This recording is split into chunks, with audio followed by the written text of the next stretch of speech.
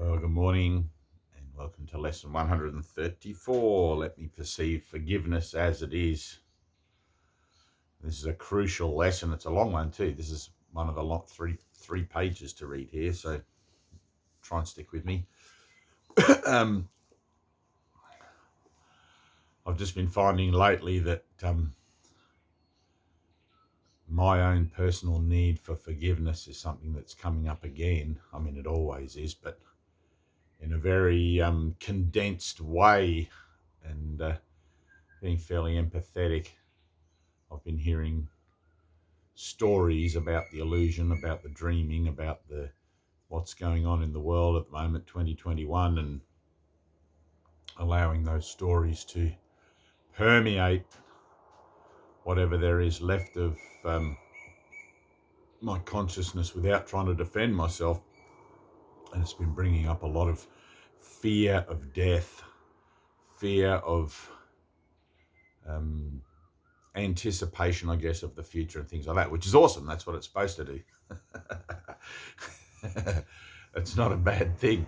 So using the relationship that I have with the world, but in this particular case, like last night, I had these horrific dreams. They were just like alien spacecraft crashing from the sky and the world opening up and all sorts of things. Very much like the what is it? The last prophecy, the vision of John in Revelations in the Bible. It's like, holy cow! I've woke up this morning feeling as if I've been running all night, dodging things that have happened in my dream. So a little bit shell shocked, I suppose you could say. Anyway, that's good. So this is why we have these lessons, and the application of the lesson is what's important, not the reading of it, the application of it. So let me perceive forgiveness as it is. Let us review the meaning of forgive.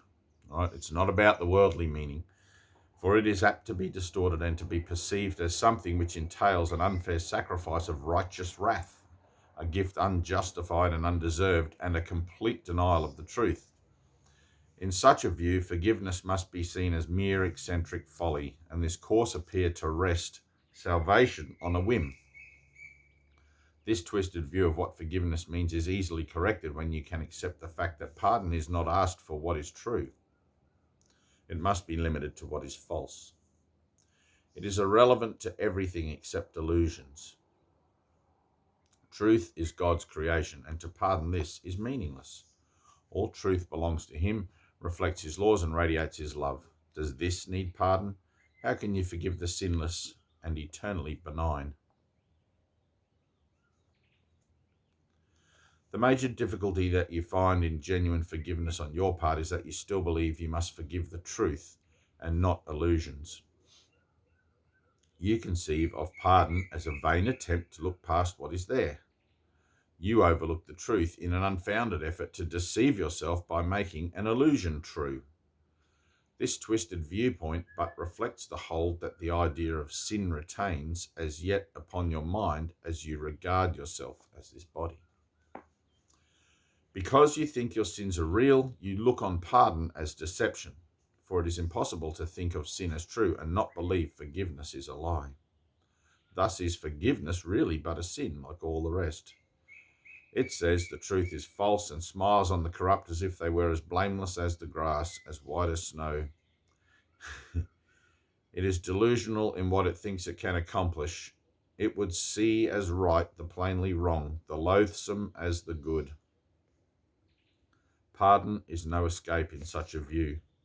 It merely is a further sign that sin is unforgivable, at best to be concealed, denied, or called another name, for pardon is a treachery to truth. Guilt cannot be forgiven. If you sin, your guilt is everlasting. Those who are forgiven from the view their sins are real are pitifully mocked and twice condemned, first by themselves for what they think they did, and once again by those who pardoned them. All right, the act of pardoning someone makes certain in your mind that they did something, okay? Whereas actually nothing is occurring here, and that's the really incredible thing that we're chasing, is that experience is going to show us that the world is an illusion, that there's actually nothing going on here at all. There are no people running around. I'm not reading this video.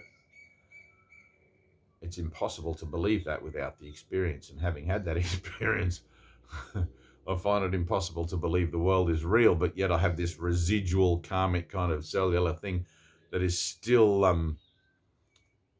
what would you call it, the residue of an old belief that the world was real, or an old belief that sin is actually real, or that separation has occurred. It's a pain in the ass, believe me. On one hand, I have the revelation that the Father and the Son are one, and it's perfect and beautiful. I know that's real. And on the other hand, it's like, oh man, I've got to process all this shit. It is sin's unreality that makes forgiveness natural and wholly sane, a deep relief to those who offer it, a quiet blessing where it is received. It does not countenance illusions, but collects them lightly with a little laugh. I've got that little laugh. They're laughing at everything, I tell you. And gently lays them at the feet of truth, and there they disappear entirely. Yes. Forgiveness is the only thing that stands for truth in the illusions of the world. Listen, forgiveness is the only thing that stands for truth in the illusions of the world. It sees their nothingness and looks right through the thousand forms in which they may appear. It looks on lies, but it is not deceived. It does not heed the self-accusing shrieks of sinners mad with guilt. It looks on them with quiet eyes and merely says to them, my brother, what you think is not the truth.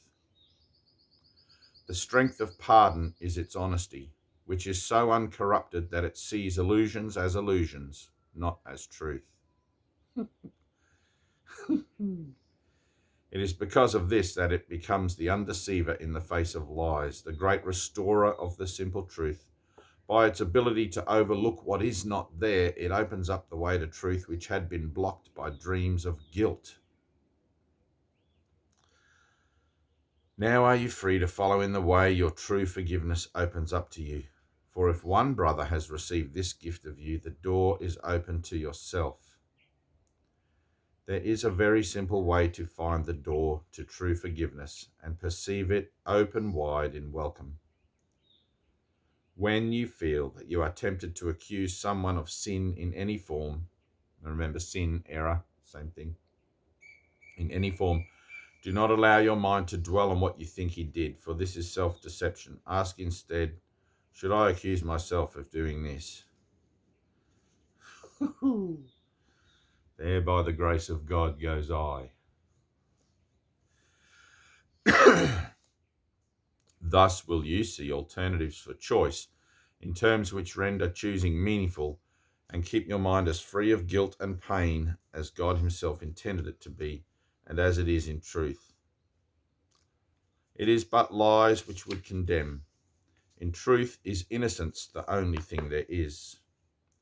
Forgiveness stands between illusions and the truth, between the world you see and that which lies beyond, between the hell of guilt and heaven's gate. Across this bridge as powerful as love, which laid its blessings on it, are all dreams of evil and of hatred and attack brought silently to truth. They are not kept to swell and bluster and to terrify the foolish dreamer who believes in them. He has been gently wakened from his dream by understanding that what he thought he saw was never there, and now he cannot feel that all escape has been denied to him. He does not have to fight to save himself. He does not have to kill the dragons which he thought pursued him.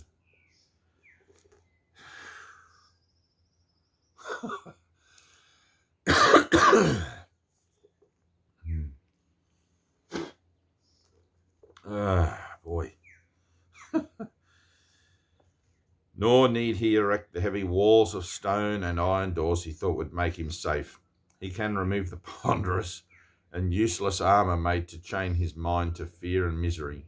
His step is light, and as he lifts his foot to stride ahead, a star is left behind to point the way to those who follow him. Forgiveness must be practiced, for the world cannot perceive its meaning. nor provide a guide to teach you its beneficence. Forgiveness must be practiced, for the world cannot perceive its meaning, nor provide a guide to teach you its beneficence. Forgiveness is not in the ego's thought system. Okay, it was introduced by Jesus during his ministry 2,000 odd years ago. Prior to that, it was the eye for an eye. You do something to me, I'll do something to you. All right, so the world cannot perceive its meaning, nor provide a guide to teach you its beneficence. There is no thought in all the world which leads to any understanding of the laws it follows, nor the thought which it reflects. It is as alien to the world as is your own reality, and yet it joins your mind with the reality in you. Today we practice true forgiveness, that the time of joining be no more delayed, for we would meet our reality in freedom and in peace. Our practicing becomes the footsteps lightening up the way for all our brothers who will follow us to the reality we share with them. That this may be accomplished, let us give quarter of an hour twice today and spend it with the guide who, Holy Spirit, spend it with the guide who understands the meaning of forgiveness and was sent to us to teach it. Let us ask of him, let me perceive forgiveness as it is. Then choose one brother as he will direct, and catalogue his sins, as one by one they cross your mind. Be certain not to dwell on any one of them, but realize that you are using his offenses, but to save the world from all ideas of sin. Briefly consider all the evil things you thought of him, and each time ask yourself, would I condemn myself for doing this? Okay, and remember that we're doing this from the perspective that there is no world. Would I condemn myself for doing this? Because if I do, I chain myself to the world and all my beliefs about it. Okay, whereas we're attempting to have an experience which is not of this world to show us our reality. Would I condemn myself for doing this? Let him be freed from all the thoughts you had of sin in him, and now you are prepared for freedom. If you have been practicing thus far in willingness and honesty, you will begin to sense a lifting up, a lightening of weight across your chest. Yes, a deep and certain feeling of relief. The time remaining should be given to experiencing the escape from all the heavy chains you sought to lay upon your brother, which were laid upon yourself. Forgiveness should be practiced through the day, for there will be so many times when you forget its meaning and attack yourself. So many times. When this occurs, allow your mind to see through this illusion as you tell yourself, let me perceive forgiveness as it is. Should I accuse myself of doing this, I will not lay this chain upon myself. In everything you do, remember this. No one is crucified alone, and yet no one can enter heaven by himself. Powerful lesson. So one of my teachers early on expressed one of their little insights to me, which I've found to be incredibly helpful and incredibly true, incredibly accurate throughout the years of doing this course, that and it entails the attitude of gratitude. It's like whatever I think someone did to me, they've been playing that part for me. I've asked them to play that part for me to show me something about myself so I can liberate myself from it in my path to enlightenment, and thus be grateful to them for being my teacher. Some of those lessons are horrific and some of those lessons are tragic indeed. And some of them are just kind of small things that we can wave away, and it's like, wow, you know. But it's like, wow, thank you for playing that part for me, because I have two ways to look at everything. I can look at it with regret and with a grievance and with being upset about it, or I can be grateful that it has taught me or shown me something about myself, because I'm one with everything. Okay, as above, so below. I'm not separate from what I see in other people. If I see a narcissist or a bloody whatever, I'm not separate from that. If I'm one with everything in above and so below, I must have a reference for it in my mind. I must have an idea what that narcissist is in my thinking, because how would I know what I'm seeing? Therefore, thanks for playing that part, showing me what it is that I'm not willing to look at in my mind to forgive myself for as my judgments about something that has no reality whatsoever in truth. Gratitude.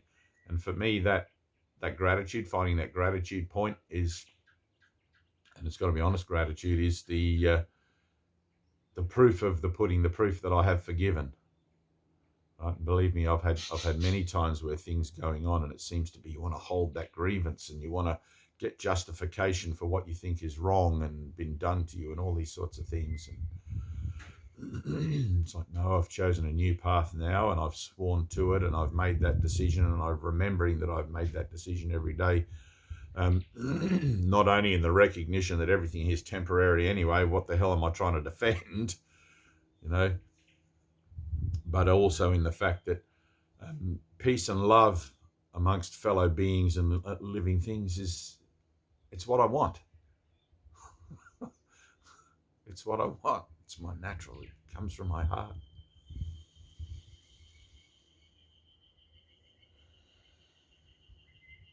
I love you. See you tomorrow.